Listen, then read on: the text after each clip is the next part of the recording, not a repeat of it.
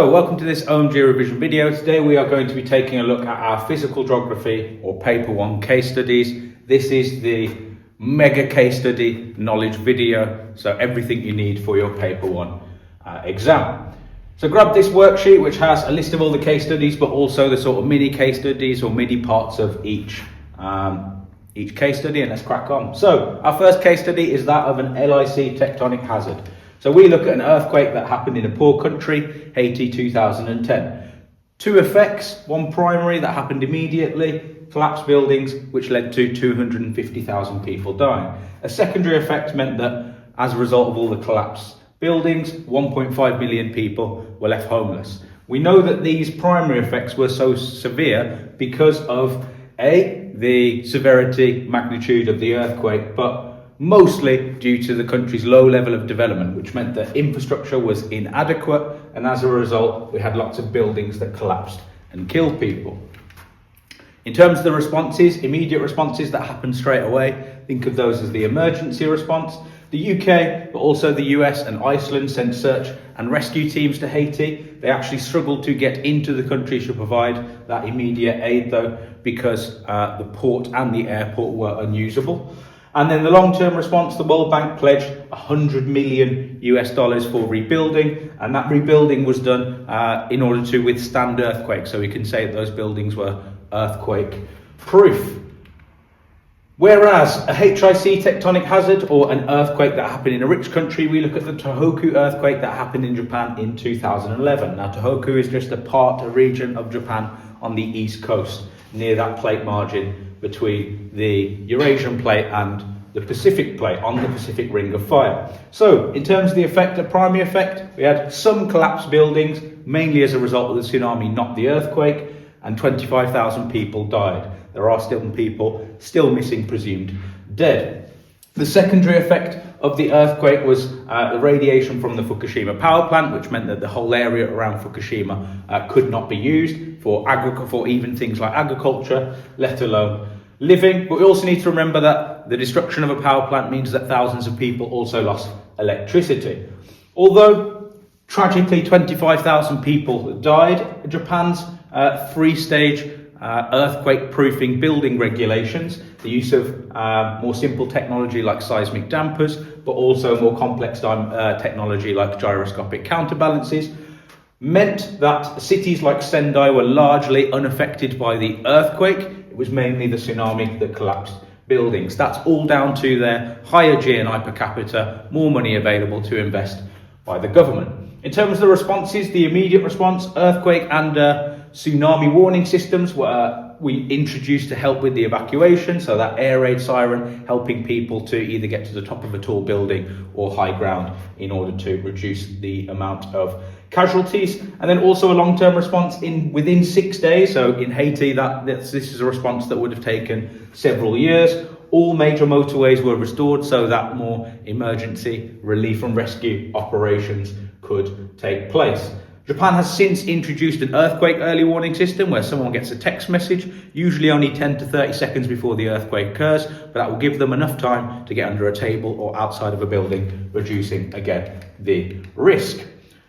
We also need to know why people continue to live at risk or in areas that are at risk from tectonic hazards. One example is Reykjavik in Iceland, where there is a risk of volcanic eruptions and earthquakes, but people still live there because of the availability of geothermal power. It has one of the world's largest geothermal power stations, and it provides combined heat and power, providing electricity, heat energy, and ultimately energy security that is sustainable for people living in Iceland. Number 4, reducing the risk of tectonic hazards. Remember, we use MP3 or M and 3Ps. Monitoring. So the USGS or United States Geological Survey use seismometers to measure and predict the approximate location of any earthquakes that might occur. The USGS also uses historical earthquake records to identify the areas that are most at risk from earthquakes so that people can take part in all of this MP3, all of these methods to reduce the risk in that area. In terms of protection, an example, the Skytree building in Japan, but lots of buildings in San Francisco in the USA as well, use a gyroscopic counterbalance, so a weight that reduces the amount of shaking that happens in tall buildings in order to prevent them from collapsing during an earthquake. And finally, preparation. So FEMA, the Federal Emergency Management Agency, educate people in schools, but also through TV adverts and radio adverts, with campaigns such as the Great California Shakeout, which has the motto "Drop, Cover and Hold On," aimed at reducing the amount of casualties and injuries from tectonic hazards. Tropical storm case study that we study is Hurricane Katrina, that happened in 2005. In terms of the effects, primary effect, 1,800 people died, which is a very large amount of people for a hurricane in the United States history, but again can be attributed to the magnitude of the earthquake, but also the states that were affected, states like New Orleans, where people generally have a lower income. A secondary effect, 1.5 million people were left homeless because 80% of the city of New Orleans was flooded. The immediate response, 80% of New Orleans was evacuated, a good job that they did, because so much of it flooded, to neighbouring states, and this was a response that was actually done before the hurricane can hit, helped by prediction. And the long-term responses, the government provided 16 billion for rebuilding. Not just the rebuilding of homes, they also reinforced and made the levees around the city much higher to reduce similar amounts of economic damage and casualties in future tropical storms. Number 4, reducing the risk of tropical storms. So MP3 again, but this time we're thinking about how can we manage that risk of tropical storms. So monitoring. The National Hurricane Center, or NHC, uses Doppler radar, the same that they used to monitor for Godzilla, to monitor for tropical storms, so that they can predict the track of the hurricane or its path, and the likely effects and how severe they are going to be, because that therefore informs the preparations that people need to make.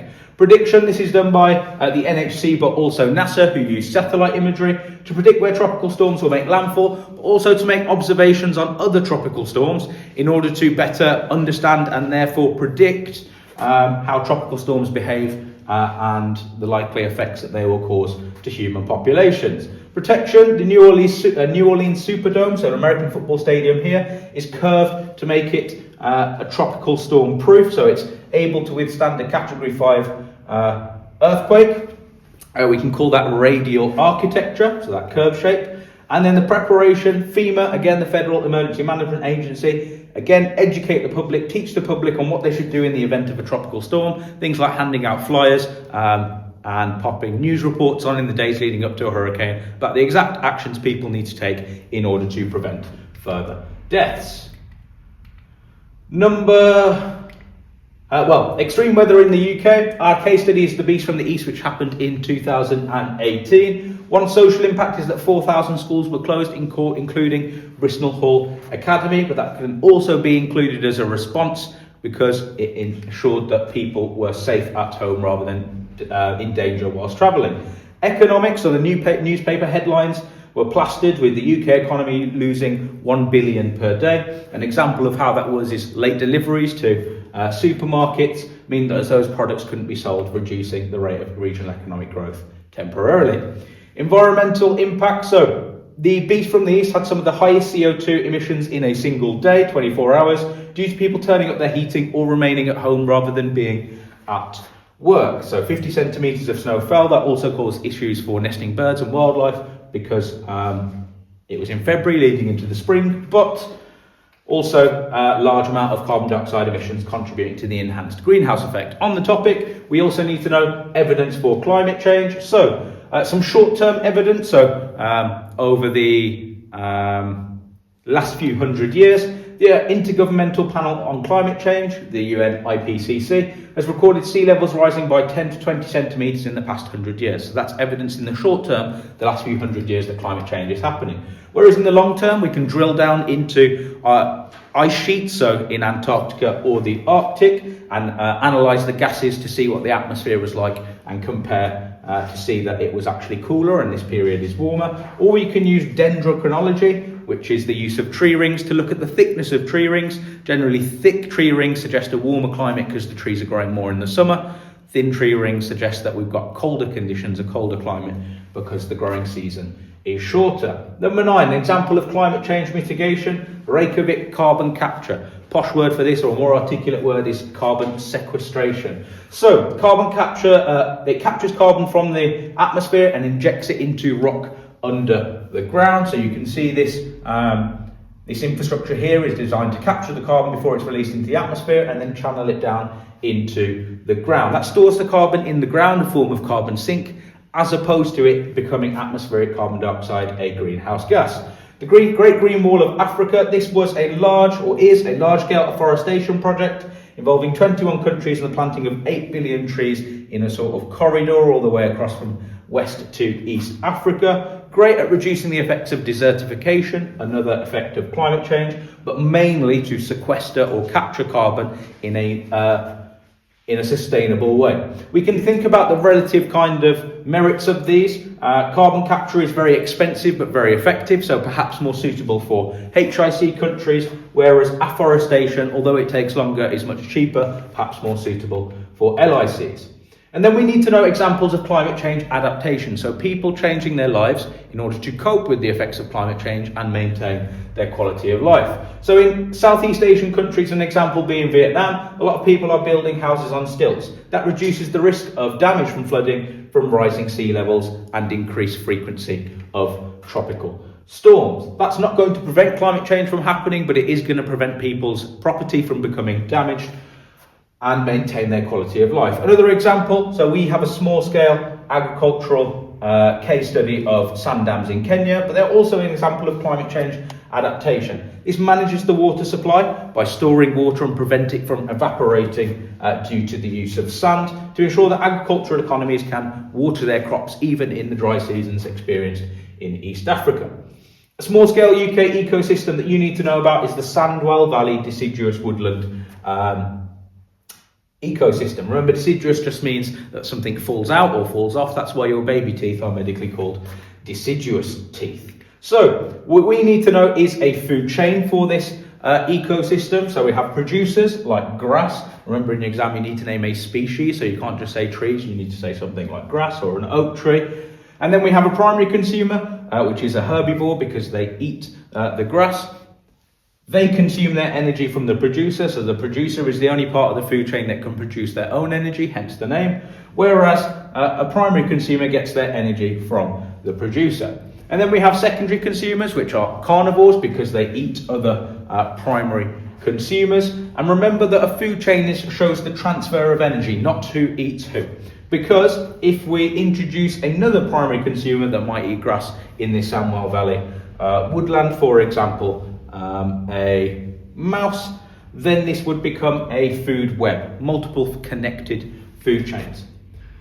The causes of deforestation. So our case study of deforestation is the Amazon rainforest. Some of the things that are causing deforestation, driving the really high rates of deforestation. One of them is mineral extraction. So the Carajás mine is the world's largest iron mine, but things like materials like gold also mined in the Amazon rainforest. Farming, so this is the biggest cause of deforestation in the Amazon, the primary cause. 80% of deforestation is for cattle ranching, production of beef, a high value food export for consumption, mainly in high income countries.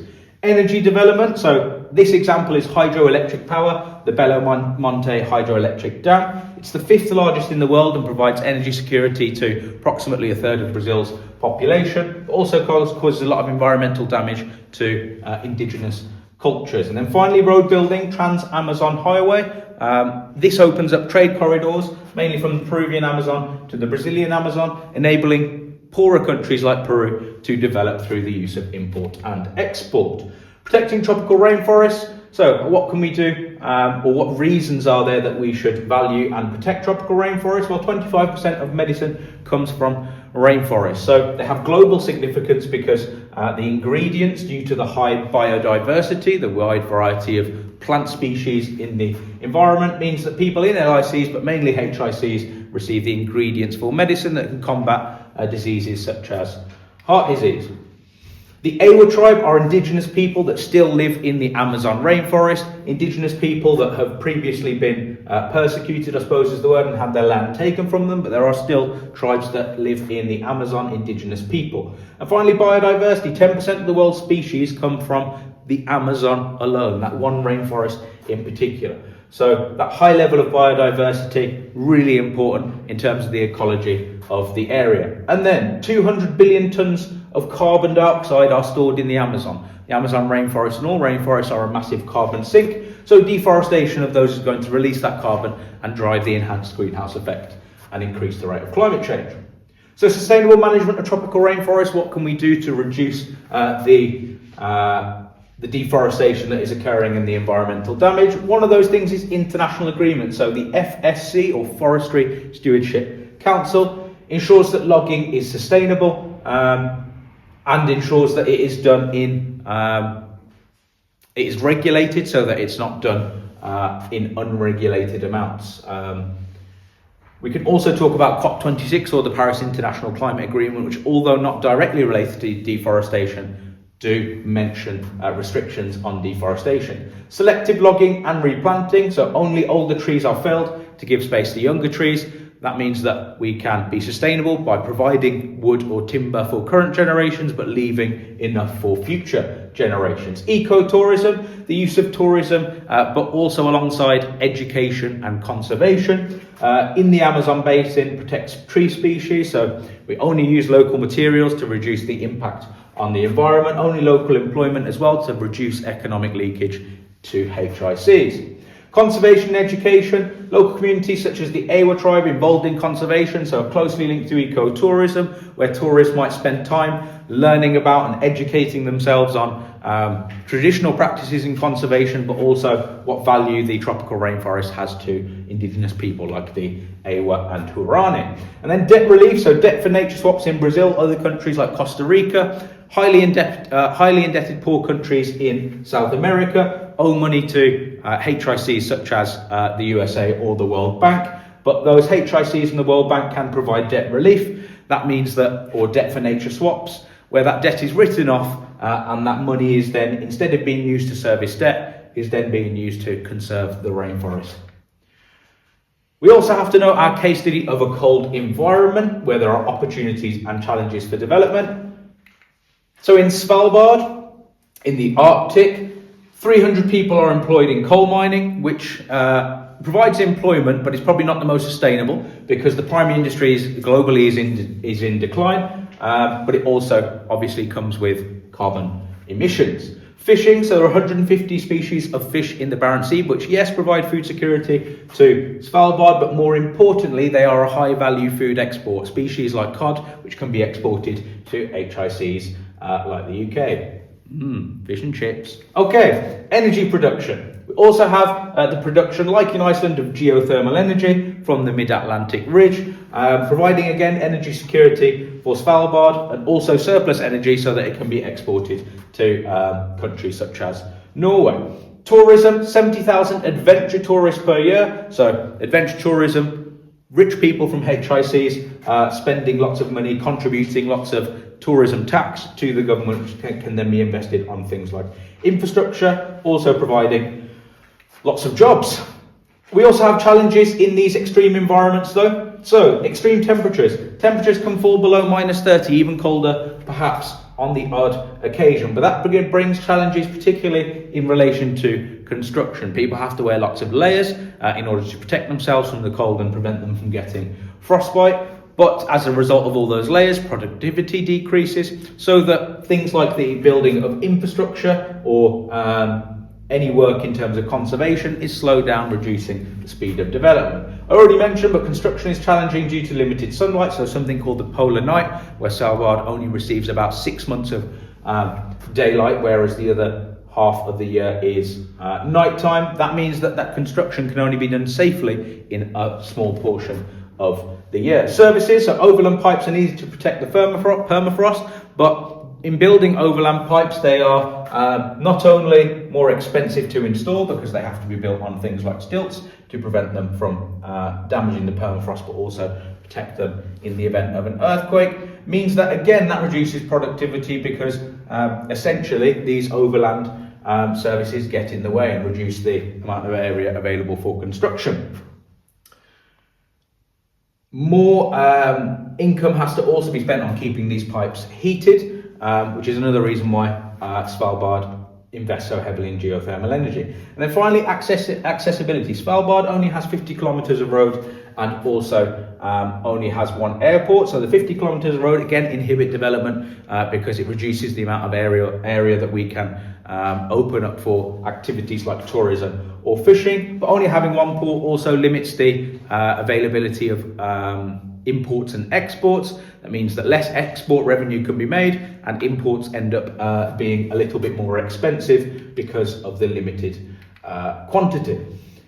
So how can we manage cold environments? We have to move over to a different cold environment, Alaska, to look at the Trans-Alaskan Pipeline, which is an example of how we can use technology to ultimately create economic development through the transport and export of oil to high-income countries like the USA, whilst also protecting the environment through the use of technology. So we already mentioned the use of stilts to protect the permafrost, but also to allow migratory animals like bears and caribou to migrate underneath the pipeline without disrupting their migration patterns.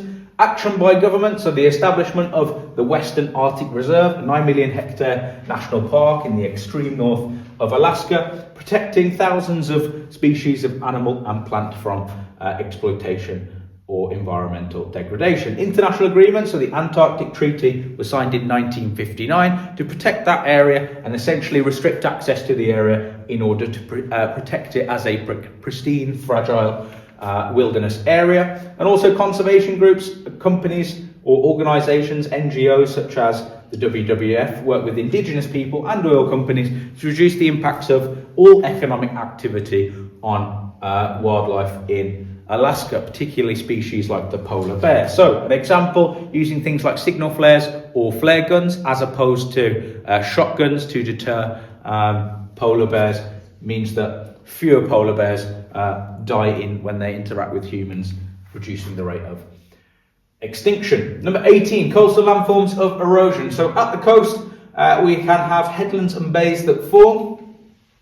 An example is Durdle Door. So we need to remember that headlands and bays can form on discordant coastlines where the hard rock erodes slower than the soft rock due to processes like abrasion and hydraulic action. And that can leave these hard headlands that stick out to sea, but also beaches forming inside bays due to wave refraction and subsequent deposition. So Durdle Door in Dorset leaves headlands that stick out to sea like this, made of hard, more resistant rock. Waves that kind of attack these headlands at the side will of course first start to cause cracks in the natural joints and bedding planes of the rocks. They can then become enlarged by continued erosion such as hydraulic action and abrasion.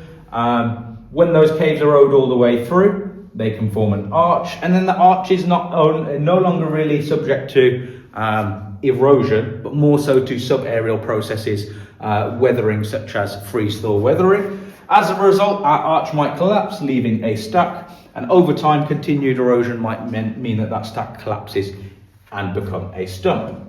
If the destructive waves hit the headland head-on, so directly head-on, what we can start to get is the waves attacking the base of the cliff. They don't usually attack higher up because the swells are normally hitting the base of the cliff, and they can develop what we call a wave-cut notch. Think about the notch on top of your smartphone, a small cutout for your camera. This is a small cutout carried out by erosional processes such as abrasion and hydraulic action. As a result, we also probably have some subaerial processes, weathering occurring on the cliff face, and very, very similar to the erosion of a waterfall. This part of the cliff is undercut, leaving behind an overhang which eventually collapses due to the influence of gravity, causing the cliff to retreat over time. But the retreat of the cliff, which used to be here, and abrasion of the sea floor or the remaining rock from the cliff, can lead to the formation of a wave-cut platform. So we start with a notch, which then becomes a wave-cut platform. In terms of coastal landforms of deposition, so remember, deposition is when waves drop what they are carrying, either because they have lost energy or because the material is too heavy. Beaches, we have two types of beaches, pebble and sandy beach. Ultimately, pebble beaches are storm beaches. They are steeper and tend to have larger waves, whereas sandy beaches are more gentle or have a more gentle relief, and generally we find weaker, more constructive waves on them.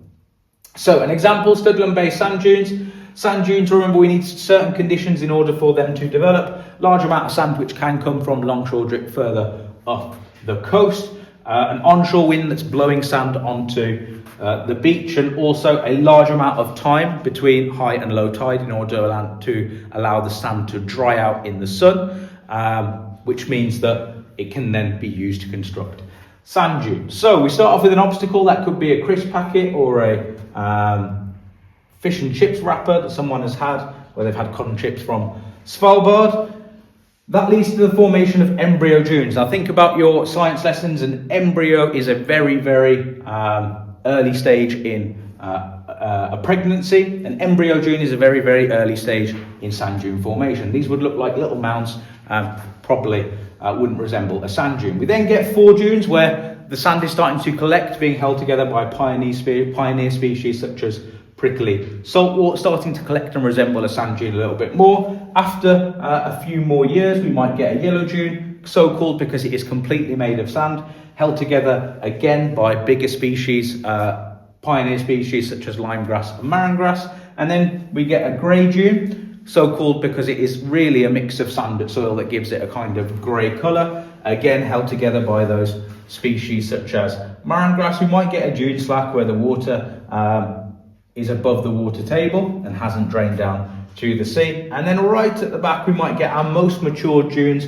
where we might start to get dune heathland or some more typical vegetation, things like small bushes, holly bush, blackthorn bushes, for example. Okay, coastal landforms of erosion and deposition. So headlands and bays, we've already kind of talked about this, but Low Worth Cove is a really good example. Again, our hard rock being eroded a little bit slower than our soft rock, which is eroded faster. That leaves these curved, crescent-shaped inlets called bays, where waves might refract and form beaches due to deposition, and then rock that sticks out to sea, hard rock, called headland.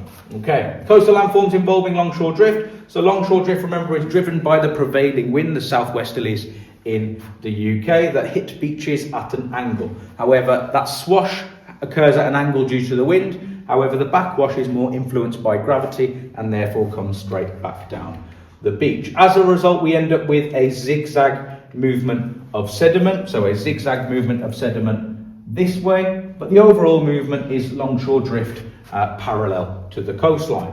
What that can deposit is a spit, so where the coast changes direction, that means that the waves lose energy, and as a result will deposit sediment in the form of a spit, which I just remember is like a finger of sand that describes its shape. The prevailing wind can cause the end of that spit to hook. This spit on here doesn't really have one, but it can hook inwards. However, if that longshore drift continues all the way, connecting two headlands all the way across a bay, then we call that a bar with a lagoon behind it. And if that spit, that deposition, that longshore drift connects the mainland to an island, we call that a tombola. Number 22, a coastal management scheme that we have looked at, Lyme Regis. So they utilise both hard engineering and soft engineering in order to protect the roughly 1,000 homes near the seaside or the seafront in Lyme Regis. So in terms of hard engineering, £20 million. The biggest kind of showstopper in this project was a 390-metre recurved seawall. It's recurved to prevent the base being eroded by waves. It also provides a nice promenade, which makes it more ecologically sensitive and more attractive for tourism, as Lyme Regis is a seaside tourist town. They also introduced, you can just about make out here, some masonry groins, so long-lasting, strong masonry groins that replace the old wooden ones, which were becoming unfit for purpose. Soft engineering, we can have beach nourishment, where water is dredged from the seabed by a large vehicle called a dredger to create a sand and shingle beach that is wide and shingle, which is less susceptible to processes like longshore drift and erosion. In terms of our river landforms of erosion, waterfalls very, very similar to cliff recession or wave cut platforms. Our example are the falls of Clyde. So here we have hard rock sitting above soft rock with the river flowing above it. The soft rock underneath erodes more quickly due to processes like abrasion and hydraulic action, and over time that leads to an overhang of hard rock because the soft rock is being eroded away, undercutting the hard rock. Over time, that can lead to the development of a plunge pool, so a sort of divot or hole at the base of a waterfall. But as that soft rock is continually eroded and the overhang gets larger, eventually under the influence of gravity, that overhang gets too large, too heavy, and collapses under the forces of gravity. That causes the waterfall to retreat upstream, leaving a gorge. Think of the place where, spoiler alert, Simba's dad dies in The Lion King. There is a gorge, a steep-sided valley, which is formed by a waterfall retreating. River landforms of erosion and deposition. We are thinking about meanders and oxbow lakes. Remember, in the exam, this might be phrased as how can meanders change over time. So when we have meanders, remember Mr. Loftus's good old acronym DIO, deposition inside, erosion on the outside. We get deposition, this yellowish colour on here, on the inside of the meander, and erosion on the outside. Why is that? Well, because the water is travelling faster on the outside of the meander and slower on the inside of the meander. And why is that? Well, because of the increased contact or the wetted perimeter between the river and the inside of the meander, that leads to more friction, which slows the velocity of the water and increases the amount of deposition. The opposite is happening on the outside. There's less friction, so we get a higher velocity and more erosion. However, during floods, the neck of the meander can narrow. And when it becomes narrow enough, a storm can give the river enhanced erosional power, which can cut off the meander with the channel. Instead of going the long way around the meander, the river can take the easiest route and straighten. What you end up if the river does straighten during a storm and erode, is we end up with a straightened river channel, but also an oxbow lake, which will become sealed off due to deposition in the location of the old meander, leaving an oxbow lake, sometimes called a cut-off lake, which helps us remember how it is formed, and a straightened river channel. If that dries up due to evaporation, which you can see on this image here, some kind of old oxbow lakes that are starting to dry up, that can leave something called a meander scar.